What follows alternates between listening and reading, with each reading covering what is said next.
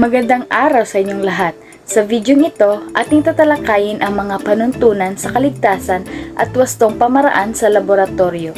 Bilang mga mag-aaral, mahalagang malaman natin kung paano maging maingat at responsable habang nagsasagawa ng mga eksperimento upang maiwasan ang aksidente at mapanatili ang kaligtasan ng bawat isa sa pamamagitan ng wastong kaalaman at pagsunod sa mga alituntunin, maging maayos, ligtas at epektibo ang ating gawain sa laboratorio.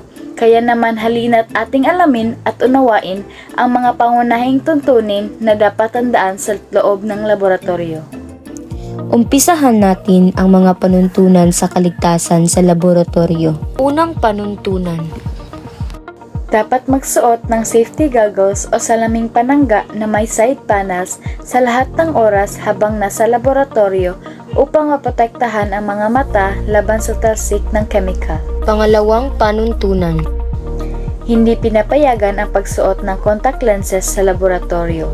Maaaring maprotektahan ng goggles ang mata laban sa talsik, ngunit hindi laban sa usok na maaaring magpatuyo ng contact lenses. Pangatlong panuntunan. Huwag kailanman humawak ng mainit na piraso ng salamin. Kung kinakailangan, gumamit ng sipit. At kung hindi naman, ay hayaan natin itong lumamig. Pang-apat na panuntunan. Hindi pinapayagan ang pag-upo habang sinasagawa ang eksperimento. Ang mga bangkito o upuan ay maaaring magdulot ng panganib dahil sagabal ito sa mga daanan. Panglimang panuntunan. Kung magkaroon ng sunog dahil sa pagtagas ng gas, agad na patayin ang regulator ng tangka ng gas. Upang maiwasan ang pagkalat ng apoy, takpan ito ng buhangin o basang tela. At para sa pang-anim na panuntunan, Huwag iwanang walang nagbabantay ang iyong eksperimento. Maaaring magkaroon ng sunog, pagsabog o anumang aksidente habang ito ay isinasagawa.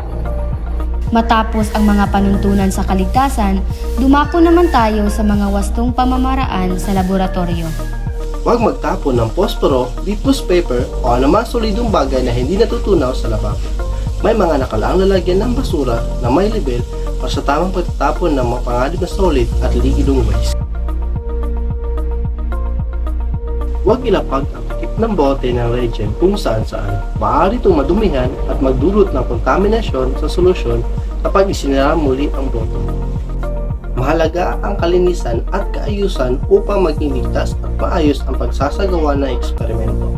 Panatilihing malinis at maayos ang work table at reagent table sa lahat ng oras.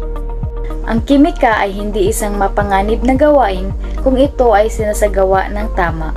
Ang laboratorio ng kimika ay maaaring maging lugar na pagkatuto, pagtuklas at kasiyahan. Maaari rin itong maging lugar ng panganib at pagkadismaya, ngunit kung susundin ang mga panuntunan sa kaligtasan at wastong pamamaraan sa laboratorio, hindi ito magiging mas mapanganib kaysa sa ibang silid-aralan. Bagamat karamihan sa mga pag-iingat na ito ay karaniwang praktis lamang at kinakailangan pa rin itong malinang sa pamamagitan ng pagsasanay at aktwal na paggawa.